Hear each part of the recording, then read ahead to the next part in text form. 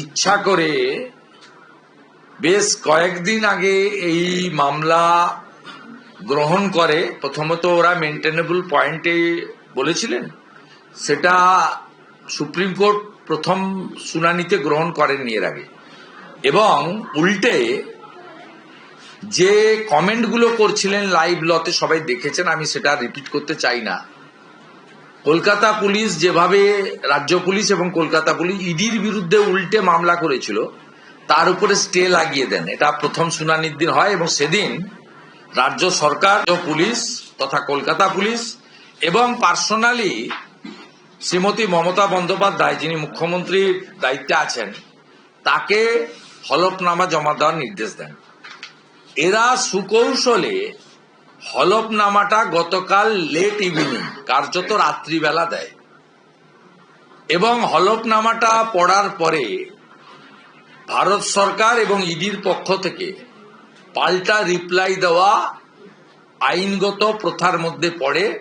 নইলে হিয়ারিং শুরুও হতে পারবে না, হিয়ারিং কনক্লুডও হতে পারবে না। এদের বিষয় হচ্ছে মুখ্যমন্ত্রী নিজে ফেঁসে গেছেন, তার সঙ্গে থাকা নন্দিনী চক্রবর্তী, রাজীব কুমার, মনোজ বার্মারা ফেঁসে গেছেন। তাই তারা এটাকে লিঙ্গার করতে চাইছেন। তাই অনেক আগে থেকে বলার পরেও হলফনামাটা দিয়েছেন লেট নাইটে, লেট ইভিনিং এ, রাত্রে। তাই স্বাভাবিকভাবে ভারত সরকারের পক্ষে এবং ইডির পক্ষে যারা ছিলেন সিনিয়র ব্যারিস্টার বা লয়ার, তারা এর উত্তর দেওয়ার জন্য কয়েকদিন টাইম চেয়েছেন। যথাযথভাবে আইনি প্রক্রিয়া পদ্ধতি মেনে সর্বোচ্চ আদালত 1 সপ্তাহ টাইম দিয়ে 10 তারিখ মঙ্গলবার 2টোর সময় এই মামলা শোনার জন্য রেখেছেন। আপনি যে প্রশ্ন করেছেন মুখ্যমন্ত্রীর করা হলফনামা, মুখ্যমন্ত্রী যে সারাক্ষণ মিথ্যা কথা বলে, হলফনামাতে আরেকটা প্রমাণ, এবং এতেও আমি মনে করি নিজেই ফেঁসেছেন।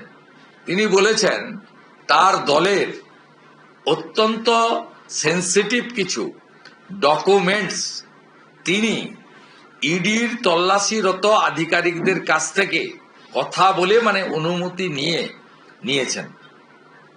এর উত্তরে হলফনামাতে ইডি কি বলবে এটা আমার দায়িত্ব নয়, আমি জানিও না, আমার সাবজেক্টও নয়।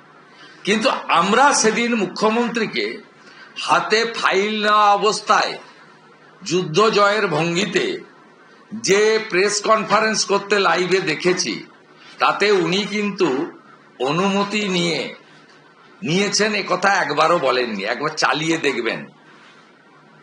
যে ইলেকট্রনিক্স চ্যানেল প্রশ্ন করেছেন, আপনাদের যে গ্যালারি বা আর্কাইভে যেটা আছে চালিয়ে দেখবেন, তিনি যুদ্ধ জয়ের মতো বলেছেন, আমি কাড়িয়ে নিয়ে এলাম, আমি নিয়ে যেতে দিইনি। এই ভাষাগুলো কিন্তু অনুমতি বা অনুমোদন বা মিউচুয়ালি হ্যান্ডেড ওভার, এটা হয় না। মুখ্যমন্ত্রী ফাইল চোর, এবং সুপ্রিম কোর্টের শুনানি থেকে আমরা জেনেছি উনি মোবাইল ফোনও চুরি করেছেন। সঙ্গে ল্যাপটপ তো উনি নিজে স্বীকার করেছেন যে ল্যাপটপও নিয়ে নিয়েছি, আর এটাও আমার গুরুত্বপূর্ণ নথি নিয়ে চলে যাচ্ছিল বা পালাচ্ছিল, উনার ভঙ্গিতে উনি বলেছেন। আমি ওগুলো সব নিয়ে নিয়েছি, আমি ওগুলো সব আমার কাছে নিয়ে নিয়েছি, নিয়ে যেতে দিইনি, নিয়ে নিয়েছি, আর অনুমতি নিয়ে আমি নিয়েছি। এই দুটো বাংলার মানে কিন্তু এক নয়। অর্থাৎ উনি সেলফ ডিক্লেয়ার চুরি করেছেন, সেলফ ডিক্লেয়ার করেছেন ইন প্রেজেন্স অফ পাবলিক।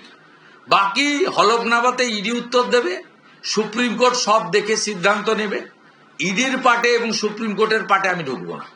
মুখ্যমন্ত্রী যা বলেছেন হলফনামায়, ভয়ে চাপে বাঁচার জন্য আতঙ্কিত, দিশাগ্রস্ত, জেলে যাওয়ার আতঙ্কে থাকা এই মুখ্যমন্ত্রী, তিনি মিথ্যা হলফনামা দিয়েছেন। উনার কথার সঙ্গে হলফনামার কোনো মিল নেই। দুটো হলফনামার লেখা আর উনার ওই দিন ভিজুয়াল স্টেটমেন্ট, দুটোকে পাশাপাশি রাখলে একটা বাচ্চা ছেলেও বলে দেবে যে hour chief minister is establish liar. আমাদের ভিডিও ভালো লাগলে লাইক এবং শেয়ার করুন। কমেন্ট সেকশনে গিয়ে জানান আপনাদের মতামত। আরও ভিডিও পেতে আমাদের চ্যানেল সাবস্ক্রাইব করুন এবং প্রতি মুহূর্তে খবরের আপডেট পেতে প্রেস করুন বেল আইকন।